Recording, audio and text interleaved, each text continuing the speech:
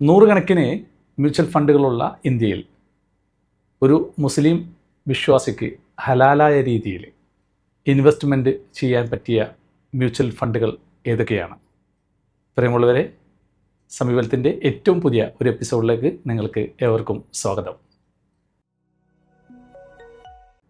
സമ്പാദ്യവും വ്യത്യസ്ത ഇൻവെസ്റ്റ്മെൻറ്റ് ഓപ്പർച്യൂണിറ്റികളുമാണ് ഞാൻ നിങ്ങളുമായിട്ട് സംവദിക്കുന്നത്.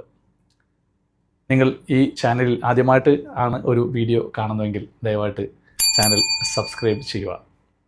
പ്രിയമുള്ളവരെ, മ്യൂച്വൽ ഫണ്ടുകൾ എപ്രകാരമാണ് ഹലാലാവുന്നത്, ഏതൊക്കെ മ്യൂച്വൽ ഫണ്ടുകൾ എന്തൊക്കെ മാനദണ്ഡത്തിലാണ് നമ്മൾ ഹലാലാണോ അനുവദനീയമാണോ അനുവദനീയമല്ലയോ എന്ന് കണ്ടെത്തേണ്ടത് എന്നതിനെക്കുറിച്ച് ഒരു വീഡിയോ കഴിഞ്ഞ ദിവസം ഞാൻ ചെയ്തിരുന്നു. അതുകൊണ്ട് ആ വീഡിയോ ആരെങ്കിലും മിസ് ചെയ്തിട്ടുണ്ടെങ്കിൽ ആ വീഡിയോ ഞാൻ ഡിസ്ക്രിപ്ഷനിൽ കൊടുത്തിട്ടുണ്ട്, ദയവായിട്ട് അതുകൂടി കാണാൻ ശ്രമിക്കുക. ഇനി ഏതൊക്കെ മ്യൂച്വൽ ഫണ്ടുകളാണ് നമുക്ക് ഇവിടെ അവൈലബിൾ ആയിട്ടുള്ളത്? മ്യൂച്വൽ ഫണ്ട് ഇൻവെസ്റ്റ് ചെയ്യുമ്പോൾ വളരെ സൂക്ഷിക്കേണ്ട കാര്യങ്ങൾ എന്തൊക്കെയാണ്?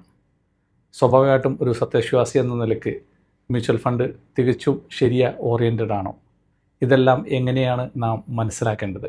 അത്തരം കാര്യങ്ങൾ നമുക്ക് ഒന്ന് ഓടിച്ചിട്ട് നോക്കാം. ഇതിൽ ഏറ്റവും പ്രധാനമായിട്ടും നിങ്ങൾ മനസ്സിലാക്കേണ്ടത്, മ്യൂച്വൽ ഫണ്ടിൽ രണ്ട് രീതിയിൽ നിങ്ങൾക്ക് ഇൻവെസ്റ്റ് ചെയ്യാം. ഒന്നില്ലെങ്കിൽ ഒരു നിശ്ചിത എമൗണ്ട് ലംസമായിട്ട് നിങ്ങൾക്ക് ഇൻവെസ്റ്റ് ചെയ്യാം, അതല്ലെങ്കിൽ മാസം ഒരു നിശ്ചിത എമൗണ്ട്, ഒരു മാസവരുമാനമുള്ള വ്യക്തിയാണെങ്കിൽ ആ നിശ്ചിത ഒരു എമൗണ്ട് നിങ്ങൾക്ക് മാസം ഇൻവെസ്റ്റ് ചെയ്ത് പോകാം. ഇങ്ങനെ രണ്ട് രീതിയിൽ നമുക്ക് ഇൻവെസ്റ്റ് ചെയ്ത് പോകാം. അപ്പോൾ നമുക്ക് നൂറുകണക്കിന് ഇവിടെ മ്യൂച്വൽ ഫണ്ട് സ്ഥാപനങ്ങൾ ഉണ്ടാകുമ്പോഴും അവർ വ്യത്യസ്തമായിട്ടുള്ള മ്യൂച്വൽ ഫണ്ട് ഓപ്ഷൻസുകളിലൂടെ ഉണ്ടാകുമ്പോഴും ഒരു നിലവിൽ ഇന്ത്യയുടെ ഒരു സ്ട്രക്ചറിൽ 3 ഫണ്ടുകളാണ് ഹലാലായിട്ട് പ്രോപ്പറായിട്ട് ഓറിയൻറ്റഡ് ആയിട്ടുള്ള ട്രാക്കിങ്ങിലും അതിനൊരു അതോറിറ്റിയും ഒക്കെ ആയിട്ട് ഉള്ള ഫണ്ട് എന്ന് പറയുന്നത്. അതിൽ ഏറ്റവും പ്രധാനമായിട്ട് മനസ്സിലാക്കുന്നത് ഒന്നാമത്തത് ടാറ്റ എത്തിക്കൽ ഫണ്ടാണ്. 20 വർഷത്തിന് മുകളിലായി ആ ഫണ്ട് തുടങ്ങിയിട്ട് തന്നെ.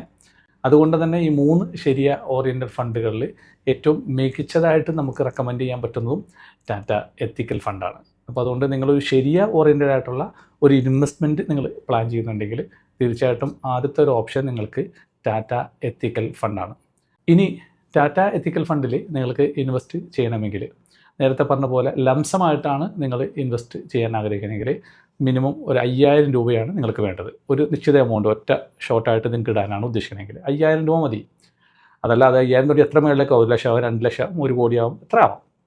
ഇനി അതല്ല നിങ്ങൾ മാസമാണ് ഇൻവെസ്റ്റ് ചെയ്യാൻ ഉദ്ദേശിക്കണമെങ്കിൽ അതിൻ്റെ മിനിമം എമൗണ്ട് എന്ന് പറഞ്ഞാൽ ഒരു 150 ദിർഹം നിങ്ങൾക്ക് മാസം ഇൻവെസ്റ്റ് ചെയ്യാൻ പറ്റുമെങ്കിൽ നിങ്ങൾക്ക് എല്ലാ മാസവും SIP ആയിട്ട് ഇൻവെസ്റ്റ് ചെയ്ത് പോകാനുള്ള ഓപ്ഷൻ ഉണ്ട്. അപ്പോൾ ഈ 2 ഓപ്ഷൻസുകൾ നിങ്ങൾക്ക് അവിടെ ടാറ്റ എത്തിക്കൽ ഫണ്ടിൽ ഉണ്ട് എന്നുള്ളതാണ്.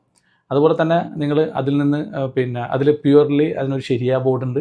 ആ ബോർഡ് കൃത്യമായിട്ട് മോണിറ്റർ ചെയ്യുന്നുണ്ട്.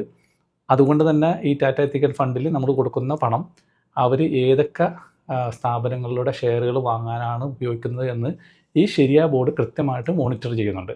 അവരുടെ ഇൻസ്ട്രക്ഷൻ പ്രകാരം മാത്രമാണ് ഈ പറയുന്ന ഫണ്ട് മാനേജേഴ്സിന് ഇതിൽ ഇൻവെസ്റ്റ് ചെയ്യാൻ പാടുള്ളൂ. അല്ലെങ്കിൽ നിലവിൽ ഒരു കമ്പനിയിൽ ഇൻവെസ്റ്റ് ചെയ്തുകൊണ്ടിരിക്കുകയാണ്, ആ കമ്പനിയിൽ ഇൻവെസ്റ്റ് ചെയ്യേണ്ടത് തീരുമാനിച്ച് പുതിയൊരു കമ്പനി ചൂസ് ചെയ്യണമെങ്കിൽ തന്നെ ഈ ബോർഡിൻ്റെ പെർമിഷൻ വേണം. അപ്പോൾ ബോർഡ് പ്രോപ്പറായിട്ട് ട്രാക്ക് ചെയ്യുന്നുണ്ട്. അത് വെൽ ഓർഗനൈസ്ഡ് ആയിട്ടുള്ള ഒരു ബോർഡായിരിക്കും. അതുകൊണ്ട് തന്നെ ഈ എത്തിക്കൽ ഫണ്ടിലുള്ള ഇൻവെസ്റ്റ്മെൻറ്റുകളൊക്കെ ഒരു പ്രോപ്പർ ബോർഡിൻ്റെ കൺട്രോളിലാണെന്നുള്ളതാണ്. ഈ ബോർഡ് മലേഷ്യയിലും ദുബായിലൊക്കെ ഉള്ള ബോർഡുകളാണ്. അവരാണ് പ്രോപ്പറായിട്ട് അവരെ ഇൻസ്ട്രക്ട് ചെയ്യുന്നത്. ആ ഇൻസ്ട്രക്ഷനെ ബേസ് ചെയ്തിട്ടാണ് എല്ലാ എത്തിക്കൽ ഫണ്ടുകളും അവരുടെ സ്റ്റോക്കുകൾ അല്ലെങ്കിൽ ഇൻവെസ്റ്റ് ചെയ്യുന്ന സ്റ്റോക്ക് കമ്പനികൾ ചൂസ് ചെയ്യുന്നതിന്. അപ്പോൾ അതുകൊണ്ട് തന്നെ പ്യുവർലി ഈ ഫണ്ടുകളൊക്കെ ഇക്വിറ്റിയിൽ ഷെയർ മാർക്കറ്റിലാണ്, കടപത്രങ്ങളിലോ മറ്റു ഇൻട്രസ്റ്റുകളൊന്നും. അപ്പോൾ ഇതിൽ കിട്ടുന്ന ഏറ്റവും വലിയ ഇമ്പോർട്ടൻ്റ് സംഭവം എന്ന് പറഞ്ഞാൽ പ്യുവർലി ഓറിയൻറ്റഡ് ആയിട്ടുള്ള സ്ഥാപനങ്ങളിൽ മാത്രമാണ് എന്തുള്ളൂ ഈ പറയുന്ന ഇൻവെസ്റ്റ്മെൻറ്റ് നടക്കുന്നു എന്നുള്ളതുള്ള.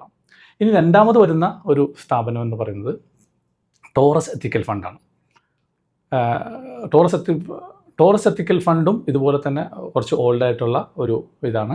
ടാറ്റ കഴിഞ്ഞാൽ ഒരു നെക്സ്റ്റ് പ്രിഫറൻസ് നിങ്ങൾക്ക് കൊടുക്കാൻ പറ്റുന്ന ഒരു ഫണ്ടാണ് ടോറസ് എത്തിക്കൽ ഫണ്ട്. അതും പ്യുവർലി ഒരു ഓറിയൻറ്റഡ് ആയിട്ടുള്ള ഒരു ഫണ്ടാണ്.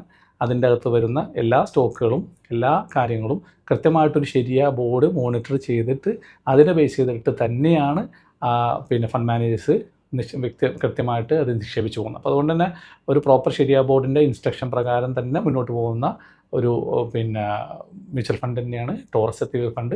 അതുകൊണ്ടൊരു ശരിയ ഓറിയൻറ്റഡ് ആയിട്ടുള്ള ഒരു ഇൻവെസ്റ്റ്മെൻറ്റ് നിങ്ങൾ പ്ലാൻ ചെയ്യുന്നുണ്ടെങ്കിൽ തീർച്ചയായിട്ടും നിങ്ങൾക്ക് പിന്നെ ടോറസ് എത്തിക്കൽ ഫണ്ടും നിങ്ങൾക്ക് ചൂസ് ചെയ്യാം. ടോറസ് എത്തിക്കൽ ഫണ്ടിൽ ഒരു SIP ആയിട്ടാണ് നിങ്ങൾ ഇൻവെസ്റ്റ് ചെയ്യണമെന്നുണ്ടെങ്കിൽ മിനിമം ഒരു 1000 രൂപ മാസം 1000 രൂപ വെച്ച് ഇൻവെസ്റ്റ് ചെയ്യണം. അതല്ല ലംസമായിട്ടാണെങ്കിൽ മിനിമം ഒരു 5000 രൂപ. ഇതാണ് അതിൻ്റെ ഒരു കണക്കെന്ന് പറയുന്നത്. മൂന്നാമതായിട്ട് പറയാൻ പറ്റുന്ന ഒരു മ്യൂച്വൽ ഫണ്ട് എന്ന് പറയുന്നത്, ഒരു ശരിയ ഓറിയൻറ്റഡ് ആയിട്ടുള്ള മ്യൂച്വൽ ഫണ്ട് എന്ന് പറയുന്നത് ക്വാണ്ടം എത്തിക്കൽ ഫണ്ടാണ്. ക്വാണ്ടം എത്തിക്കൽ ഫണ്ട് ഈ കഴിഞ്ഞ ഒരു വർഷത്തിൻ്റെ ഇടയിൽ, കഴിഞ്ഞ ഡിസംബറിൽ മറ്റുമാണ് അവർ ലോഞ്ച് ചെയ്തിട്ടുള്ളത്. ഈ കഴിഞ്ഞ ഒരു വർഷത്തിൻ്റെ ഇടയിൽ മാർക്കറ്റിലേക്ക് വന്നിട്ടുള്ള പുതിയ ഒരു ശരിയ ഓറിയൻറ്റഡ് ആയിട്ടുള്ള മ്യൂച്വൽ ഫണ്ടാണ്. അപ്പോൾ സ്വാഭാവികമായിട്ടും ഒരു മ്യൂച്വൽ ഫണ്ട് അതിൻ്റെ ഒരു ഗ്രോയിങ് സ്റ്റേജിലേക്ക് എത്താൻ കുറച്ച് സമയം എടുക്കാറുണ്ട്. പക്ഷേ ഒരു മ്യൂച്വൽ ഫണ്ടിൽ തുടക്കകാലത്തെ നിങ്ങൾക്ക് ഇൻവെസ്റ്റ് ചെയ്യണമെന്നുണ്ടെങ്കിൽ, ഇപ്പോൾ തന്നെ ടാറ്റ എത്തിക്കൽ ഫണ്ടിൻ്റെയൊക്കെ ഒരു NAV എന്ന് പറയുന്നത് 450 ഒരു യൂണിറ്റിൻ്റെ പ്രൈസ്. അത് സ്റ്റാർട്ടിങ്ങിൽ 10-20 വർഷങ്ങൾക്ക് മുമ്പ് വെറും 10 രൂപ ഉണ്ടായ സാധനമാണ് ഇന്നൊരു യൂണിറ്റിന് 450 രൂപയൊക്കെ എത്തിയിരിക്കുന്നത്. അപ്പോൾ എന്ന് പറഞ്ഞാൽ ഇപ്പോൾ നിങ്ങൾക്ക് ക്വാണ്ടത്തിൻ്റെ പിന്നെ യൂണിറ്റുകൾ നിങ്ങൾക്ക് ഒരു 10 രൂപ റേഞ്ചിലൊക്കെ കിട്ടുന്നുണ്ടെന്നാണ് എൻ്റെ അറിവ്. അങ്ങനെയാണെങ്കിൽ നിങ്ങൾക്ക് ഇപ്പോൾ അത് വാങ്ങിയാൽ ലോങ് ടൈമിൽ നിങ്ങൾക്ക് ഹോൾഡ് ചെയ്യാൻ പറ്റിയാൽ തീർച്ചയായിട്ടും അതിലൊരു പിന്നെ ഡിമാൻഡ് വരികയും അതിലൂടെ വളർച്ച ഉണ്ടാവുകയും ചെയ്യും എന്നുള്ളതാണ്. അപ്പോൾ അതുകൊണ്ട് തന്നെ ക്വാണ്ടം എത്തിക്കൽ ഫണ്ട് പുതിയൊരു ഫണ്ടാണ്. സ്വാഭാവികമായിട്ടും ഒരു ചെറിയൊരു എമൗണ്ട് നിങ്ങൾക്ക് വേണമെങ്കിൽ അതിലും ഇൻവെസ്റ്റ് ചെയ്യാം. അപ്പോൾ നിങ്ങളൊരു ശരിയ ഓറിയൻറ്റഡ് ആയിട്ടുള്ള ഒരു ഇൻവെസ്റ്റ്മെൻറ്റ് ആഗ്രഹിക്കുന്നതിന് തീർച്ചയായിട്ടും നിങ്ങൾക്ക് ക്വാണ്ടം എത്തിക്കൽ ഫണ്ടും നിങ്ങൾക്ക് നോക്കാം. അതും ഇതുപോലെ തന്നെ ഒരു പ്രോപ്പർ പിന്നെ ശരിയ ബോർഡിൻ്റെ അണ്ടറിൽ മോണിറ്റേർഡ് ആണ്. ആ ബോർഡിൻ്റെ ഇൻസ്ട്രക്ഷൻ പ്രകാരം തന്നെയാണ് അവരും അതിൻ്റെ കാര്യങ്ങളൊക്കെ പർച്ചേസ് ചെയ്ത് പോകുന്നത്. അപ്പോൾ ഇത്തരത്തിലുള്ള 3 ഫണ്ടുകളാണ് ഇന്ന് നിലവിൽ ഇന്ത്യയിൽ പ്യുവർലി ശരിയ ഓറിയൻറ്റഡ് ഹലാലായിട്ടുള്ള പ്രിൻസിപ്പിൾസിനെ ബേസ് ചെയ്തിട്ട് കൊണ്ടുപോകുന്ന 3 ഫണ്ടുകൾ. അതുകൊണ്ട് തന്നെ കൃത്യമായിട്ടൊരു ശരിയ ഓറിയൻറ്റഡ് ആയിട്ടുള്ള ഇൻവെസ്റ്റ്മെൻറ്റ് പ്ലാൻ ചെയ്യുന്ന ഏതൊരു വ്യക്തിക്കും ഈ 3 ഫണ്ടിലും നിങ്ങൾക്ക് തീർച്ചയായിട്ടും ഇൻവെസ്റ്റ് ചെയ്യാം. പിന്നെ തീർച്ചയായിട്ടും ഒരു ലോങ് ടൈമിൽ അതിനൊരു ഗ്രോത്ത് ഉണ്ടാവും. എപ്പോഴും ശ്രദ്ധിക്കേണ്ടത് മ്യൂച്വൽ ഫണ്ടുകളിലൊക്കെ ഇൻവെസ്റ്റ് ചെയ്യുമ്പോൾ ഒരു വർഷത്തേക്ക് 2 വർഷത്തേക്കും കയറി ഇൻവെസ്റ്റ് ചെയ്യാൻ നിൽക്കിയത് മിനിമം ഒരു 5 വർഷമെങ്കിലും അതിനെ ഗ്രോ ചെയ്യാൻ നിങ്ങൾ സമയം കൊടുക്കണം. ഒരു 5 വർഷത്തിന് ശേഷം ആവശ്യമുള്ള പൈസ മാത്രമാണ് അതിലേക്ക് കൊണ്ടിട്ട് ഇൻവെസ്റ്റ് ചെയ്യാൻ പാടുള്ളൂ. പക്ഷേ ഒരു ലോങ് ടൈമിൽ നിങ്ങൾ ഹോൾഡ് ചെയ്താൽ തീർച്ചയായിട്ടും നിങ്ങൾക്ക് വലിയൊരു പിന്നെ ഒരു ഗ്രോത്ത് നിങ്ങൾക്ക് മ്യൂച്വൽ ഫണ്ട് തരും. ഒരു ആവറേജ് ഗ്രോത്ത് ഒരു 15% ഒക്കെയാണ്. ചില വർഷങ്ങളിൽ ചിലപ്പോൾ അത് 20, 25, 30 പോകും. ചില വർഷങ്ങളിൽ ചിലപ്പോൾ 10ൻ്റെ താഴേക്കും പോകും. പക്ഷേ ആവറേജ് എടുക്കുമ്പോൾ ഒരു 15% ഗ്രോത്ത് നിങ്ങൾക്ക് ലഭിക്കുമെന്നുള്ളത്. അതുകൊണ്ട് ഇത്തരം ഫണ്ടുകളെക്കുറിച്ചൊക്കെ ഒന്ന് പഠിക്കുക, സ്റ്റഡി ചെയ്യുക. അതിനുശേഷം ഏറ്റവും കംഫർട്ടബിൾ ആയിട്ടുള്ള ഒരു ഫണ്ടിൽ ചെയ്യുക. അതിൽ മൊത്തം വരുന്ന പൈസ നിങ്ങളുടെ ഒരു 10,000 രൂപയെങ്കിൽ കുറച്ച് പൈസ ടാറ്റയിൽ ചെയ്യുക, കുറച്ച് ടോർസിൽ ചെയ്യുക, കുറച്ച് ക്വാണ്ടത്തിൽ ചെയ്യുക. അതൊക്കെ നിങ്ങളുടെ ഇഷ്ടം. പക്ഷേ ഇത് 3 നമുക്ക് പിന്നെ ഒരു ശരിയ ഓറിയൻറ്റഡ് ആയിട്ടുള്ള ഹലാലായിട്ടുള്ള മ്യൂച്വൽ ഫണ്ട് എന്ന് പറയുന്നത്. പ്രിയമുള്ളവരെ, മ്യൂച്വൽ ഫണ്ടുമായി ബന്ധപ്പെട്ടുകൊണ്ട് ഏതൊക്കെയാണ് എത്തിക്കലായിട്ടുള്ള ഫണ്ടുകൾ, ഏതൊക്കെയാണ് ശരിയ ഓറിയൻറ്റഡ് ആയിട്ടുള്ള ഫണ്ടുകൾ എന്നുള്ളതായിരുന്നു നമ്മുടെ ഇന്നത്തെ ഒരു വിഷയം. മറ്റൊരു വിഷയവുമായിട്ട് തീർച്ചയായിട്ടും അടുത്ത ആഴ്ച വരുന്നതായിരിക്കും. നന്ദി, നമസ്കാരം.